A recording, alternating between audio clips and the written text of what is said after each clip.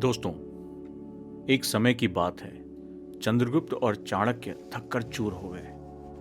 तब चंद्रगुप्त ने चाणक्य से कहा, गुरुदेव, मैं अब चल नहीं सकता, मेरा गला प्यास से सूखा जा रहा है। तब चाणक्य ने कहा, कोई बात नहीं, तुम यहां आराम करो, मैं तुम्हारे लिए पानी लेकर आता हूं। इसके बाद चंद्रगुप्त को छोड़कर चाणक्य पानी लेने चले गए। थोड़े समय बाद जब वे पानी लेकर लौटे तो उन्होंने चंद्रगुप्त पर एक खूंखार शेर को झपटते हुए देखा और वो जोर से चीखे। अपने शिष्य को शेर का भोजन बनते देख उनसे रहा नहीं गया, लेकिन अचानक से एक सरसराता हुआ तीर आया। उससे शेर खुद को बचा ना पाया।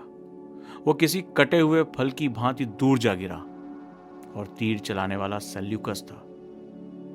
चाणक्य ने उसका आभार व्यक्त किया, फिर उनका परिचय प्राप्त किया।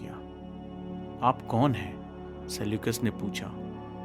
फिर चाणक्य बोले, ये मगध का राजकुमार है, ये थकान से होश गंवा बैठा है, मैं इसका गुरु चाणक्य हूं। तो सेल्यूकस बोला, यहां मेरा विश्राम गृह है, आप दोनों चलकर वहीं थोड़ा विश्राम कर लीजिए।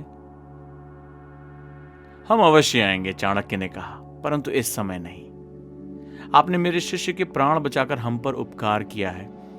हम भारतीय उपकार कभी नहीं भूलते, हम वापस जरूर आएंगे। सेल्यूकस चला गया।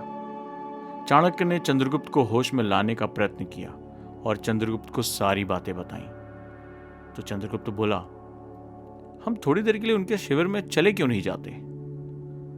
तो चाणक्य बोले, प्राण बचाने के बदले वे हमसे कुछ भी मांग सकते थे। तो क्या गुरुजी, वो गुरुदेव भारतवर्ष का नाश करने में हमारी सहायता भी मांग सकते थे? हां, चाणक्य ने कहा, और तब उन्हें मना करना बहुत कठिन होता, इसलिए मैंने उसे टाल दिया। आपने बिल्कुल ठीक किया गुरुदेव। चंद्रगुप्त अपने गुरु को देखते हुए बोला, अब हम कहां जाएंगे?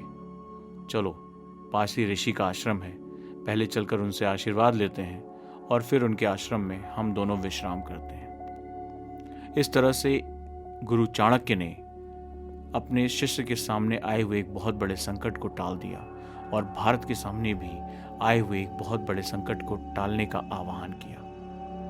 दोस्तों, एक महान गुरु एक महान शिष्य की रचना करता है, निर्माण करता है, उसके अंदर की संभावनाओं को संभव बनाता है। जिंदगी की ऐसी कहानियां हमें लगातार प्रेरणा देती हैं। सुनते रहिए और जिंदगी से कहिए, वाह जिंदगी।